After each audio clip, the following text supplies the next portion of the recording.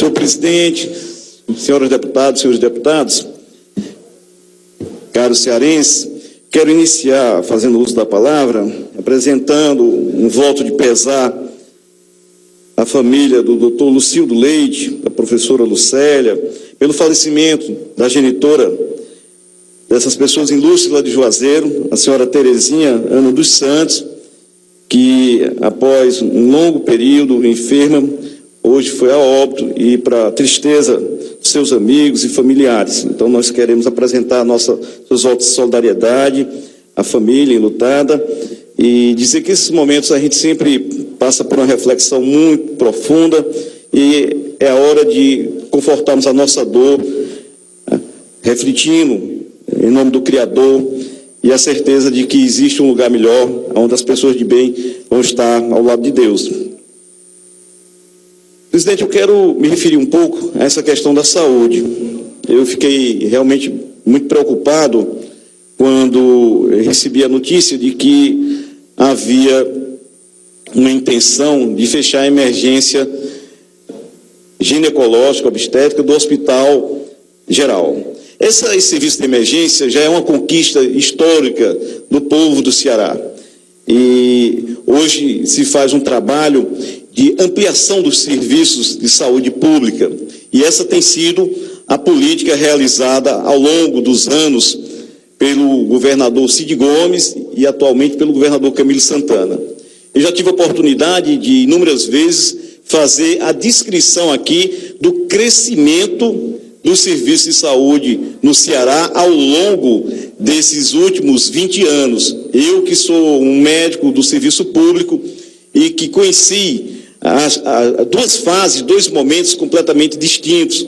Comecei a trabalhar na Fundação Nacional de Saúde, aonde essa fundação, na época de Fundação CESP, centralizava todo o atendimento, a atenção básica que existia no nosso município, lá no caso de Juazeiro do Norte, e era regra geral no estado do Ceará. E a gente percebeu que no início do governo Cid Gomes, havia toda uma estratégia de descentralizar o atendimento especializado, a atenção terciária, aqueles casos mais complexos da saúde, levando o atendimento médico para o interior do Ceará. Essa estratégia, ela foi bem sucedida, ela está em processo de consolidação. E eu sempre faço a referência da seguinte forma: o SUS é um sistema em construção, é um sistema que precisa de mais investimento, que precisa garantir ainda mais o acesso das pessoas ao que existe de mais moderno e especializado na medicina. E isso tem ocorrido. É tanto que o Ceará hoje é um dos grandes campeões do transplante de órgão. Se faz transplante de pulmão no Ceará, que é uma técnica extremamente refinada e difícil, mas no Ceará se faz transplante de fígado, se faz transplante de coração com uma frequência já bem maior e com uma segurança técnica extraordinária, coisas que nos animam com o sucesso da medicina do Sistema Único de Saúde na sua ponta mais especializada. Eu tenho e sou testemunha dos grandes resultados obtidos pelo Hospital Regional do Cariri e conheço as referências e o êxito do hospital da região norte. E, lógico, há muito o que fazer. Aqui essa casa já aprovou empréstimo para a criação do hospital na região do Jaguaribe. Existe toda uma relação sendo construída com o governo federal para que venha recursos para a abertura do Hospital do Quixeramobim, Hospital do Sertão Central, que a população, obviamente, clama o funcionamento desse hospital, e ele será inaugurado. Acredito que até o final desse ano, efetivamente, deve começar a funcionar. E tive a preocupação quando ouvi a afirmação de que seria fechado essa emergência. Tratei de conversar com o secretário Henrique Javi, fiz uma ligação que não estava muito boa, estava com dificuldade de entender com clareza, mas percebi, ele me disse que não existia a possibilidade de fechar o hospital, e se fosse fechar a emergência, e eu seria contra, e sou contra fechar a emergência, mas ele me assegurou que não vai ser fechada a emergência do hospital, e que, ao contrário, a política do governo é da ampliação dos serviços, da capacidade de atendimento. Por coerência, eu jamais iria aceitar uma postura como essa. Até porque na minha cidade, em Juazeiro do Norte, o prefeito fechou praticamente todos os serviços que a gente tinha ampliado no município de saúde pública. Por exemplo, nós fizemos uma unidade de pronto atendimento, toda bancada pelo município, que era o UPA Frei Jeremias, e o prefeito atual fechou essa unidade de pronto atendimento.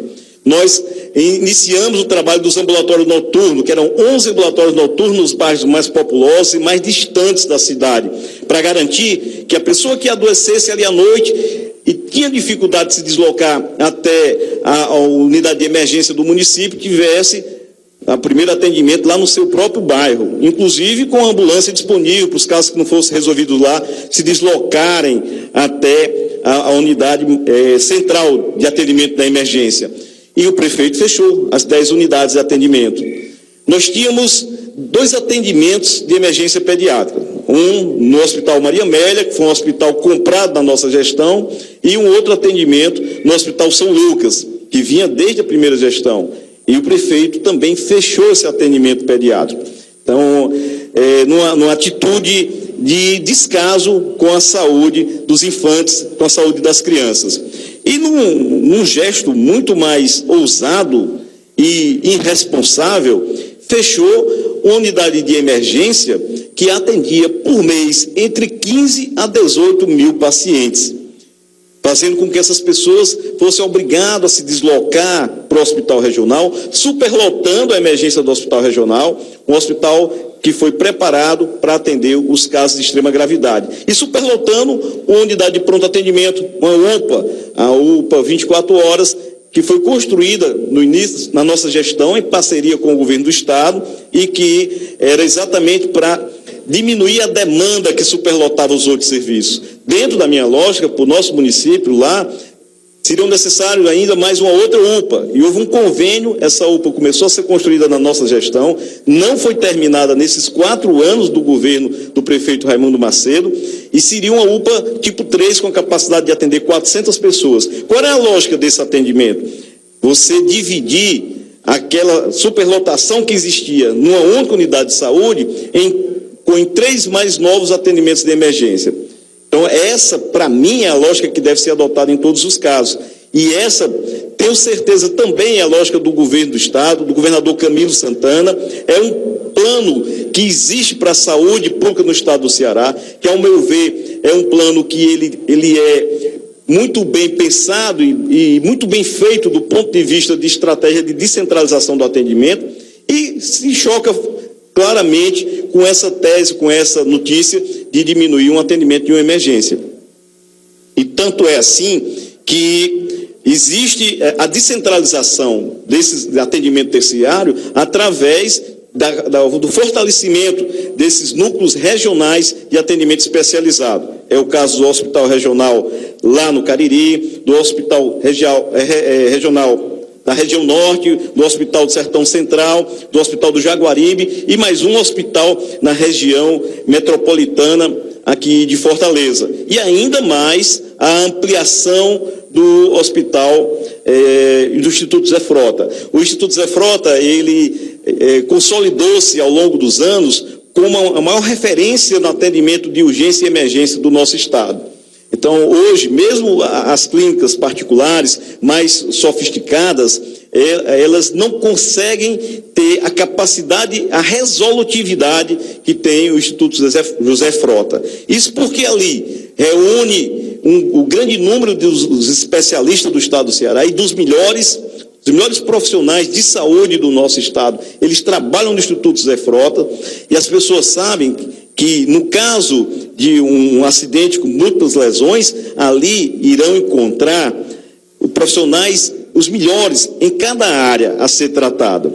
Daí porque a demanda, a busca pelo atendimento do Instituto Zé Frota é muito grande. Esse padrão de resolutividade, superando ainda mais as dificuldades, ele deve ser modelo para todas as outras unidades que funcionam plenamente. Então, existe hoje no Hospital Regional do Cariri uma tendência de esse modelo de resolutividade ser resolvido.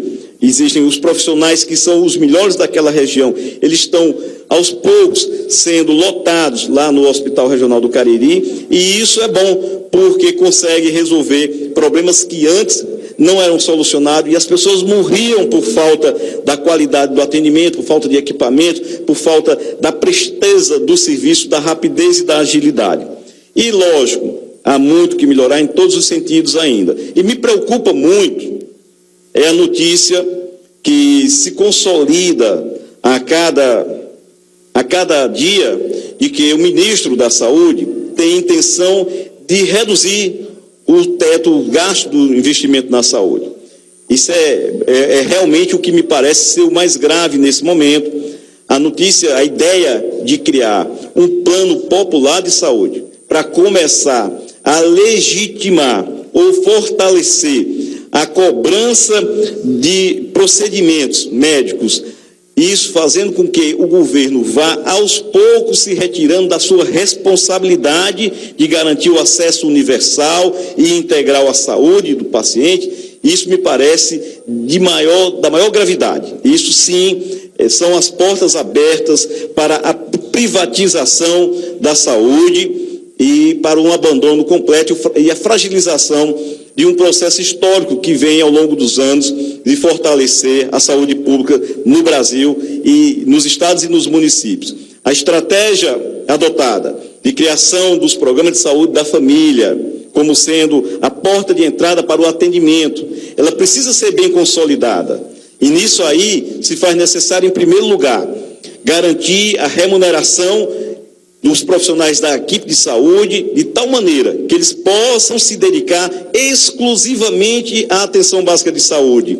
Não tem como funcionar bem a unidade básica de saúde se o médico está insatisfeito com o trabalho e precisa ter dupla ou tripla jornada de trabalho, fazendo com que o programa de saúde da família seja um bico, onde ele vai lá e atende com rapidez, às vezes nem os 16 pacientes que são o mínimo necessário, o mínimo estipulado para o atendimento em cada expediente. E que só quer ir um expediente, que passa uma hora, meia hora e sai com rapidez, e não faz o trabalho completo, o trabalho integral, que é responsabilidade do profissional de saúde, que seria da promoção da saúde, da prevenção das doenças, onde toda a equipe tem que se envolver e realizar esse trabalho, das visitas domiciliar, para dar assistência àquele paciente que não pode ir até a unidade de saúde. Isso porque muitas vezes o profissional ou não tem esse compromisso, ou não tem tempo, porque está lotado em outro serviço, ou então porque não tem as condições materiais, não tem um veículo para se deslocar até o paciente. Então, essa unidade básica de saúde, ela precisa do fortalecimento do ponto de vista estrutural, do ponto de vista da medicação, de equipamentos e da remuneração de toda a sua equipe. Na hora que o médico deixa de ir, diminui seu tempo de frequência, de permanência na unidade, a enfermeira quer fazer a mesma coisa, o dentista quer fazer a mesma coisa, o técnico quer fazer a mesma coisa e a unidade fecha antes do tempo. Então, o investimento em saúde, ele começa e se consolida na unidade básica, com a remuneração decente e com cumprimento integral da jornada de serviço de 40 horas. Em seguida, passamos para o serviço de emergência. E aí, a ampliação desse serviço de emergência, as UPAs, abertura das novas UPAs, de tal maneira que seja assegurada em todos os municípios um serviço de atendimento de emergência. Isso não pode ser feito pelo município. O município sozinho não tem dinheiro para isso. Precisa da parceria sólida com o governo do Estado. E o governo do Estado também precisa da parceria sólida com o governo federal. E se não tem recurso, nós vamos cortar o serviço e reduzir aquilo que foi uma conquista histórica até esses anos? Não podemos fazer isso. Nós precisamos, sim, definir novas fontes de recursos para a saúde pública. E nessa tese, eu tenho batido aqui desde os primeiros momentos que entrei nessa casa, ainda com a presidenta Dilma. E muitas vezes falei da criação do imposto para a saúde, que no passado se chamou de CPMF, mas podem ter um outro nome qualquer, mas que efetivamente seja dinheiro garantido para a saúde pública e que é necessário que venha, porque na medida que os serviços foram crescendo, os custos foram aumentando e a qualidade dos serviços depende muito do novo financiamento. Esse financiamento, ele precisa ser bem assegurado. E quem tem que pagar por isso são os grandes ricos do nosso país, deputado Eli. Deputado, agradeço. Eu agradeço, deputado Eli. Vossa Excelência parte de um princípio, de uma lógica completamente correta. Existe corrupção no Brasil, nos grandes países, em várias vários estados, várias nações, e elas precisam ser combatidas. Os mecanismos de controle à corrupção, eles estão se tornando mais eficientes, e é uma tarefa nossa, é uma tarefa do Legislativo fiscalizar e impedir que essa corrupção ela exista. Então, concretamente, aonde ela existir, nós devemos denunciar e apurar e punir os responsáveis por isso. Mas o recurso da saúde, ele é escasso, ele não é suficiente. Eu tive as condições de experimentar isso na prática quando fui prefeito. E investi muito na saúde. Hoje a população de Juazeiro reconhece a diferença da nossa gestão para a gestão atual, que fez cortes drásticos na saúde. Mas, muitas vezes, é necessário o imposto. Mas os pobres não podem pagar essa conta. Quem tem que pagar essas contas são os ricos, que menos pagam imposto no nosso Brasil, que ficam ricos a cada ano, cada vez mais, porque a situação e a legislação lhes é favorável. Nós precisamos usar o princípio da equidade, que é uma norma e um princípio fundamental do Sistema Único de Saúde, para garantir mais a quem mais precisa, e que pague mais imposto quem mais ganha, para financiar aquilo que os pobres e os trabalhadores precisam. Essa é a nossa tese, e essas eram as minhas palavras, senhor presidente. Agradeço pela generosidade do tempo complementar. Nós que parabenizamos.